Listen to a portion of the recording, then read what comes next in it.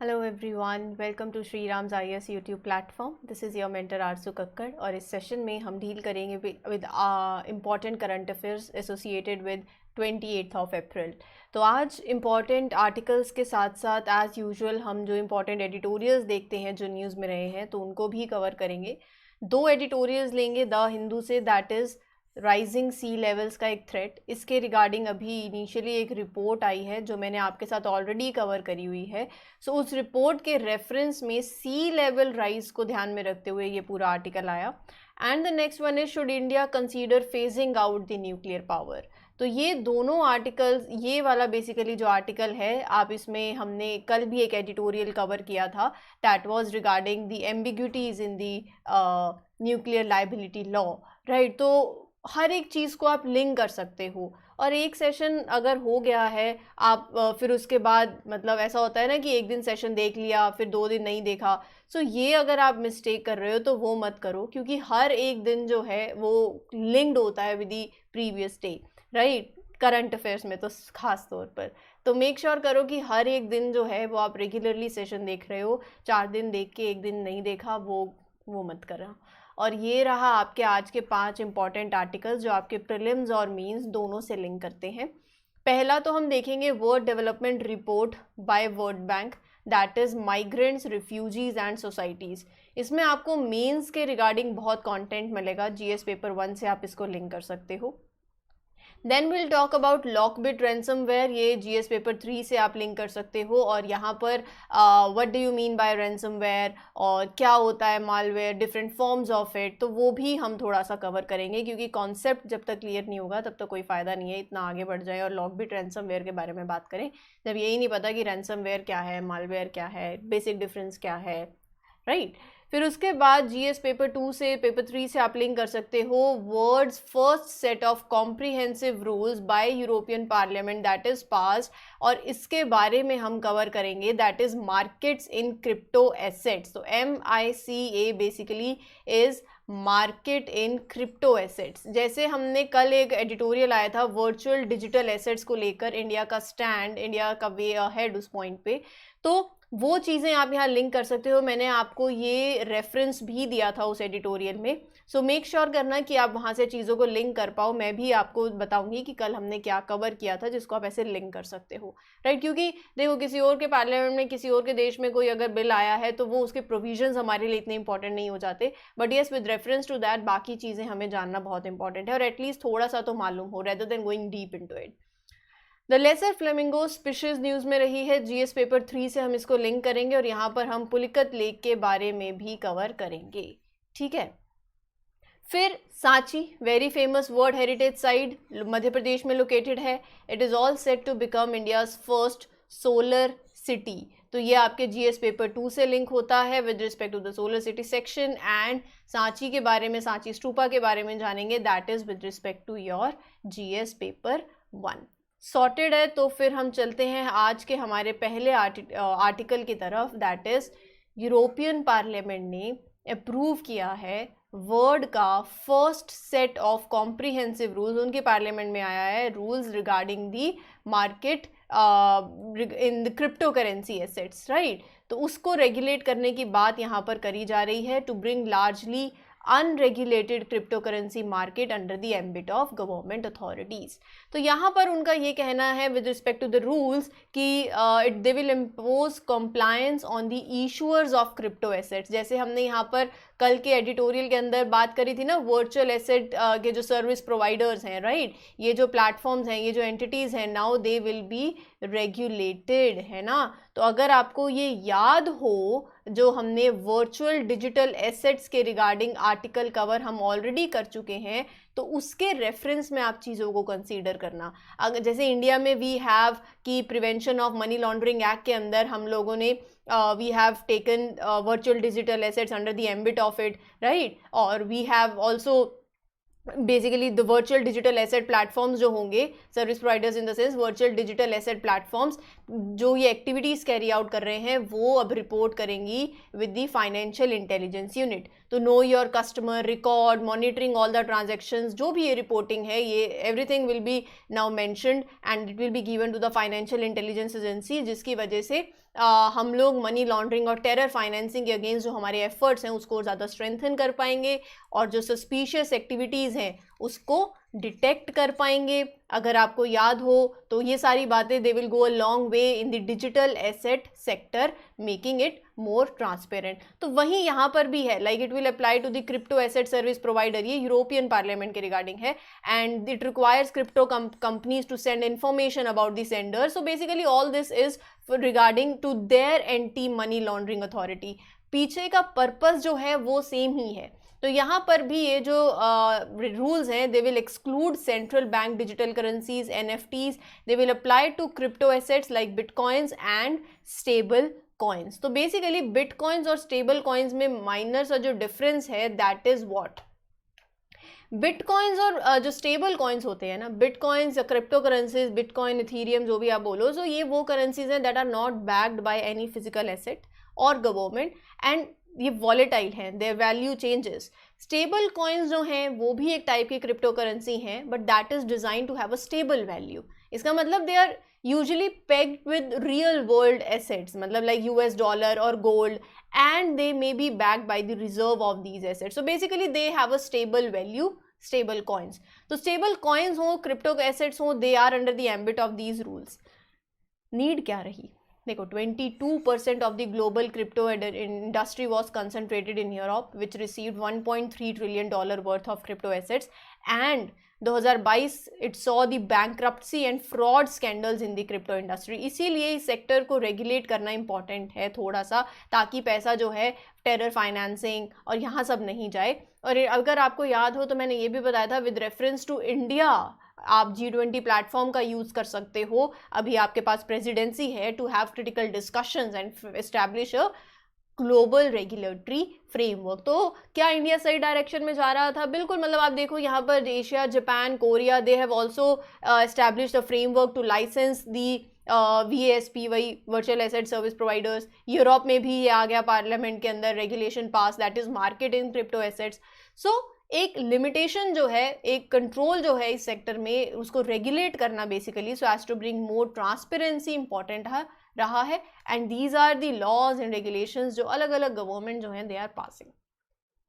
ठीक है, तो ये जो रेफरेंस मैंने लिया है ना, जो मैंने आपको बाकी बातें बताई हैं, ये ऑलरेडी हम कवर कर चुके हैं विद रिस्पेक्ट टू कल के एडिटोरियल में, जो कि था रिगार्डिंग वर्चुअल डिजिटल एसेट। ठीक है, तो मेक श्योर करा करो कि आप हर एक चीज के साथ रेगुलर हो। अगला है, reports have emerged that LockBit ransomware was found to be targeting Mac devices. तो मैक डिवाइसेस को टारगेट कर रहा है एक लॉकबिट रैंसमवेयर। ये लॉकबिट रैंसमवेयर क्या है, इसको जानने के लिए पहले हमारे को बेसिक डिफरेंस पता होना चाहिए मालवेयर क्या होता है ना। जब तक मतलब बेसिक चीज़ें नहीं पता ना, तो मुझे ऐसा लगता है बाकी चीज़ों पे जंप करना इज़ लाइक समझ की बात नहीं है वो।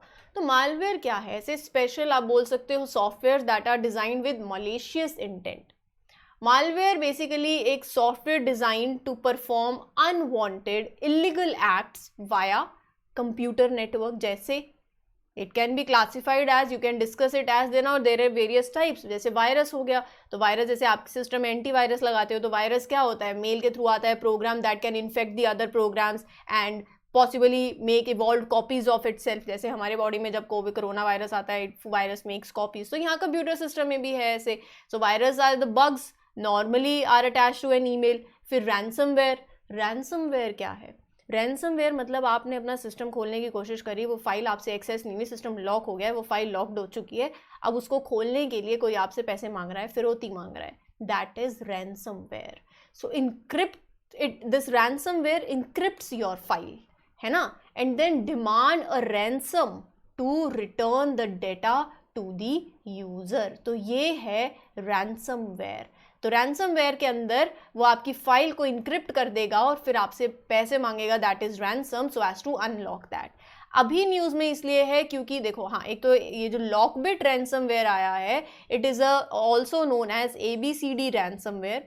एक मैलिशियस सॉफ्टवेयर है जो कंप्यूटर सिस्टम को ब्लॉक कर देता है, उसका एक्सेस नहीं कर सकते आप in exchange for a ransom payment. तो यहाँ पर it is focusing mostly on the government organisations. It is a sub class of the ransomware known as crypto virus. अब ये क्रिप्टो वायरस क्या है?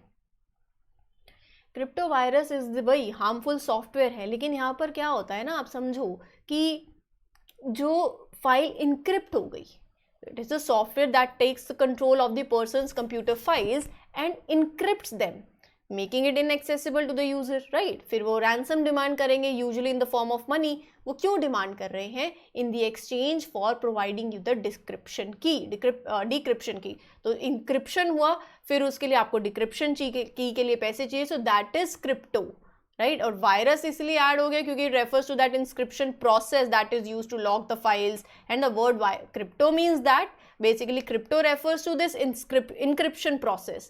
Virus is like that malware that can spread from one computer to another. That is why this term comes in, crypto virus. It is due to the forming its ransom request around financial payment in exchange for that decryption की, ठीक है। तो वही है, self spreading malware है। जैसे मैंने आपने फिशिंग टर्म सुनी होगी, जहां पर आप मान लो फॉर एग्जांपल आपका SBI का अकाउंट है, ऐसा लगेगा ये साइट आपके पास एक आई मेल SBI की है, आप क्लिक कर दो, लेकिन वो SBI की नहीं थी, इट लुक्स एग्जैक्टली सिमिलर। फिर आपके जो शेयरिंग क्रेडेंशियल्स हैं, you become victim to that, और आपको basically the other that was an attack, right, using that phishing tactic. तो वही है यहाँ पर, ये जो how this LockBit ransomware works, ransomware ये ना PNG फॉर्मेट फाइल्स होती है ना, इमेजेस होती हैं, तो उसमें basically it is known to hide the executable encryption files by disguising them into PNG format. और फिर जो आपका सिस्टम डिफेंस है वो उस डिटेक्शन को बेसिकली इट इज अवॉइडेड, वो डिटेक्ट नहीं हो पाता, and it enters to the system, and यहाँ पर the one is unable to access their own system. फिर you have to give the ransom and things come back to you, right. तो ये था लॉकबिट रैंसमवेयर। वर्ल्ड बैंक ने release करी है report. सबसे पहले तो प्रीलिम्स के लिए इंपॉर्टेंट हो जाता है ये रिपोर्ट किसने रिलीज़ करी। बाकी जो कंटेंट है ये आपके मेंस के लिए बहुत रेलिवेंट है। World development report 2023 migrants, refugees and societies, तो ये वर्ल्ड बैंक की रिपोर्ट है। इसके हिसाब से about 2.3% of the world's population, 184 million people including 37 million refugees, वो कंट्री के बाहर रह रहे हैं। ये रिपोर्ट कहती है कि चाहे वो हाई स्किल्ड वर्कर्स हों, चाहे वो लो स्किल्ड हों, हाई स्किल्ड में like engineers, doctors, and the one who are low skilled who have migrated to the other countries, they see a significant gain in their income of about like 500%, multi-fold jump in their income.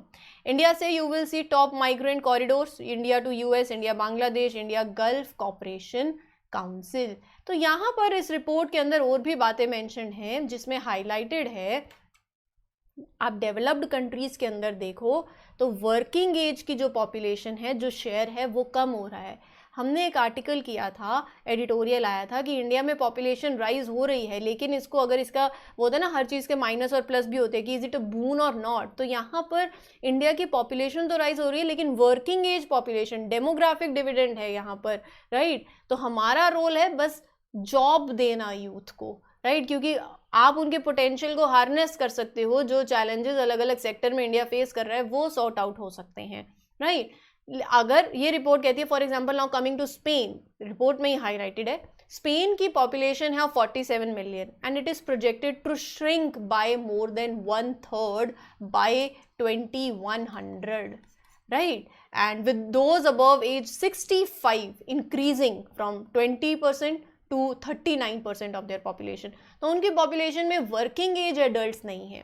अब बात क्या होता है, दूसरी countries में population बढ़ती जा रही है, लेकिन putting them pressure under the jobs for young people, तो माइग्रेशन हो गया, माइग्रेशन बिकम्स अर्जेंट, क्योंकि डाइवर्जेंस आ गया ना बिटवीन दी अदर कंट्रीज। एक जगह वर्किंग एज पॉपुलेशन नहीं है, एक जगह वर्किंग एज पॉपुलेशन है, एक जगह जॉब नहीं है और एक जगह लोग नहीं है काम करने के लिए। सो ये एक यूनिक अपॉर्चुनिटी बन जाती है। और जब माइग्रेंट ट्रांसफ़र करते हैं तो अपना आइडिया, अपनी नॉलेज, अपनी टेक्नोलॉजी, जो मॉडर्नाइजेशन जो है वो नॉलेज भी जाती है। तो ये तो बोलते हैं कि अगर आज इंडिया का IT सेक्टर के जो इंजीनियर्स हैं वो यहाँ काम कर रहे होते, so you want they would have nurtured India's IT sector rather than like they are working now in US Silicon Valley. तो ये है माइग्रेशन की बात, जो इस रिपोर्ट के अंदर काफ़ी अच्छे से हाईलाइटेड है। ठीक है, चलिए आगे कहते हैं कि देखो, lesser flamingos after a 6 year of absence they have finally found their way back to Pulicat lake. ये लेक कहाँ है? आंध्र प्रदेश और तमिलनाडु के बॉर्डर पे। आंध्र प्रदेश का it lies, major part of it lies in Andhra Pradesh. इस लेक के बारे में मैप में बात करेंगे और बहुत इंपॉर्टेंट हो जाता है। तो यहाँ पर लेसर फ्लेमिंगोज की बात कर लेते हैं। बोला उन्होंने कि कौन सी IUCN स्टेटस है, तो कह देना near threatened. So these are the like smallest of all flamingos. They having the largest population. Males are little taller than the females and ये coastal और inland wetlands के पास पाए जाते हैं. It possesses like hind toe helix जो कि that is back to their foot and it helps them to stand at their, मतलब वो एक पैर पे जैसे खड़े होते हैं ना, like that, right? So geographical distribution की बात करें तो Africa, Asia continent, specially sub Saharan Africa, South Asia, North Africa, वहाँ पर पाए जाते हैं। They mostly eat blue green algae but occasionally they will take crustaceans and small insects. तो नियर थ्रेटेंड है and it is serially monogamous. Monogamous मतलब they pair with they form pairs और फिर वो साथ में मिलकर like their mating behaviour is like that, they form the pairs और then they together raise their young, right? So that is monogamous and near threatened conservation status है। Pulicat lake, ये रहा मैप, आंध्र प्रदेश और तमिलनाडु के बॉर्डर पर एक second largest brackish water lake है। Brackish water lake का मतलब क्या होता है? जहाँ पर फ्रेश वाटर जितना भी पानी ऐसा नहीं है और सॉल्ट वाटर, सो सॉल्टी भी नहीं है वाटर, सेलाइन भी नहीं है, so that is brackish water. ना फ्रेश वाटर जितना मतलब सॉल्टी, जब हम बात करते हैं सेलाइन की बात करते हैं, सो सी वाटर से कम और फ्रेश वाटर से ज़्यादा सेलाइन, ऐसे सोच सकते हो, salty. So it lies at the border of the states of Andhra Pradesh and Tamil Nadu, majorly lies in Andhra Pradesh. Sriharikota island जो है, it separates Pulicat lake from bay of Bengal. ये एक फ्लेमिंगो वॉचिंग साइट है और अदर एक्टिविटीज़ भी होती हैं, वाटर एक्टिविटीज़। और इसको rain, they basically south west और east, north east monsoon provide rains to the area where Pulicat lake is located. ठीक है, so that was about Pulicat lake. Now coming on to the next particular article, that is regarding the, just a second, yeah, so next particular article is regarding the Sanchi stupa, and it is in news because Sanchi, which is the World Heritage Site, yeah, is located in the Madhya Pradesh and is all set to become India's first solar city. Solar city मतलब वहाँ पे maximum of the चीज़ें जो होंगी that will be through solar energy. तो एक बहुत ही स्पेशल प्लेस है इंडिया के अंदर एंड वर्ल्ड हेरिटेज साइट है यूनेस्को के द्वारा। Ancient Buddhist monuments it is known for which are very old and valuable. Now people of Sanchi are like doing something special to protect their city. Now solar city में city will use solar energy as much as possible to power its buildings and homes. तो it is located in the Raisen district of Madhya Pradesh. अगर river की बात करें तो Betwa river, it lies in the upland plateau region just west of this river. अब ये river आज आपके लिए homework है, कल भी मैंने आपको एक river homework में दी थी, right? So आज बेतवा river हो गई। करते रहोगे तो बहुत अच्छी बात है, एक दिन भी नहीं करोगे तो फिर आप अपने बकेट में चीज़ें ऐड कर रहे हो। हर चीज़ स्पून फीडिंग की आदत मत डालो, मेक श्योर दैट वो सेल्फ इंटरेस्ट भी हो, राइट? सांची एक रिलीजियस प्लेस है जैसे मैंने आपको बताया and it has India's best preserved group of Buddhist monuments. UNESCO heritage site को it was designated in 1989। The site of Sanchi comprises a group of Buddhist monuments, जैसे कि मैंने आपको बताया ही है, all in the different states of conservation, most of which date back to 2nd and 1st century BC. So it is the oldest Buddhist sanctuary in existence and the major Buddhist centers in India until the 12th century AD. यहाँ पर हम सांची स्तूपा के बारे में जान लेते हैं। That was build by Mauryan emperor Ashoka in 3rd century BC। Most prominent stupa है सांची स्तूपा, ग्रेट स्तूपा भी बोलते हैं, और से भी और सेवरल स्मॉलर स्तूपाज हैं। An assembly hall, chaitya, Ashokan pillar with inscription, several monasteries, ये सब है। और रही बात सांची स्तूपा की, so it enshrines religious relics, remains of Buddha and his most revered disciples, right? तो ये है आपका सांची स्तूपा के बारे में इंपॉर्टेंट पॉइंट्स, ठीक है? अब चलते हैं हमारे आज के एडिटोरियल डिस्कशन पे, जिसमें हम आज एक मतलब यू विल से कॉन्वर्सेशन की तरह यहाँ पर कुछ क्वेश्चंस हैं, बट आर पॉइंट इज, सो यहाँ दो पर्सनैलिटीज़ हैं that discuss whether nuclear energy should B phased out और नॉट। तो हम यहाँ से कुछ इंपॉर्टेंट पॉइंट्स जो हैं कैटर करेंगे अपनी sense of level of understanding के पर्सपेक्टिव से। Should India consider phasing out the nuclear power? क्या करना चाहिए, क्या नहीं करना चाहिए? इसको समझने से पहले तो यही पता होना चाहिए कि न्यूक्लियर पावर क्या है। न्यूक्लियर पावर एक टाइप ऑफ एनर्जी है जो कि made by splitting of tiny particles called atoms. बात समझ रहे हो? जब when we split the atom it create a lot of heat and that is used to make electricity. तो न्यूक्लियर पावर, देखो फंडा पीछे क्या है ना, ठीक है, लेकिन यहाँ न्यूक्लियर पावर प्लांट्स में they are designed they should be designed in a very safe control way, because splitting of atoms create energy that should be controlled. So safety features जो है न्यूक्लियर पावर प्लांट में बहुत important है to make sure कि process जो है and is controlled, there is no danger to the people और to the environment. ये कंसर्न है। लेकिन इसी के साथ साथ ये एक इंपॉर्टेंट सोर्स ऑफ एनर्जी भी है, because it does not produce much of the green house gases that contribute to the climate change. So it produces a lot of electricity without releasing the greenhouse gases like fossil fuels, which is good for the environment. However, nuclear power has some concerns. वो concerns आते हैं regarding its cost and safety. हमारे पास obviously हमारे कुछ net zero target है, fossil fuels और coal से अलग भी होना है, solar energy, wind energy भी है, लेकिन यहाँ पर हर एक चीज़ की अब यहाँ पर बात हो रखी है। देखो कैसे सोलर और विंड पावर अभी मोर पॉपुलर है globally. Now question comes on whether nuclear power की बात करनी चाहिए या it is a relevant option for the future, particularly in India. आप दूसरी कंट्रीज देखो, Europe, USA, they have been surging ahead on nuclear power. South Korea देखो, they have change their energy policy and committed to increase the share of nuclear power in the country energy mix to 30% bye 2030। Japan, जो कि which should have completely shut down the reactors after जो Fukushima incident हुआ, now they are restarting again, upgrading their safety systems. UK has said that without scaling up the nuclear power it won't be possible to decarbonize the electricity sector. इसका मतलब things are once again taking that direction. Nuclear power बताया एक type of energy है that is created by splitting the atoms. It is good for the environment or not, बात ये है। देखो लो है इन कार्बन एमिशन, बिल्कुल है। There are still concerns, concern आता है सेफ्टी और कोस्ट का। Some countries think that it is a good idea to have a nuclear power as a part of mix. कितना परसेंट, मतलब इतना ये इतना वो, क्योंकि एक रिलायबल सोर्स है and it can be use whenever needed. That is like different from wind and solar power which can be intermittent and may not always be available. मतलब ये जैसे टॉय कार होती हैं, कभी कभी जैसे बचपन में अगर चलाई हो तो मन करता है चलाने का, फिर जब चला ली फिर उसके बाद वापस से अगर चलाना हो, लेकिन अब चला नहीं सकते क्योंकि उसको पहले चार्ज करना पड़ेगा, राइट? तो it is not always available.